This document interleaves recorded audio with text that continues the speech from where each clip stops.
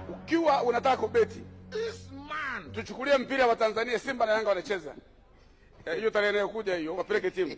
Sasa matokeo ni matatu tu, expected or possible outcomes ni matatu tu. Tunaweza kushinda, tunaweza kupoteza, tunaweza kutoa draw. Ni win, lose or draw, ni matatu. Hizo ndio possible outcomes. Sasa tutafute uwezekano wa Simba kushinda Yanga.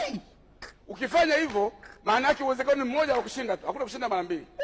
Kama una total event possible outcomes, probability ya kupata ushindi ya win ni namba ile ya ushindi ambayo ni moja out of zile tatu, maana yake ni moja ya tatu. Ukikadiria ni 0.33.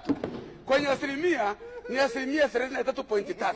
Sasa naibu spika, kama mtu anaenda kubeti kwenye mpira alafu anakuambia kwamba Simba ikishinda Yanga utachukua mke wake, anajua na asilimia 33, kwanza lazima atapoteza.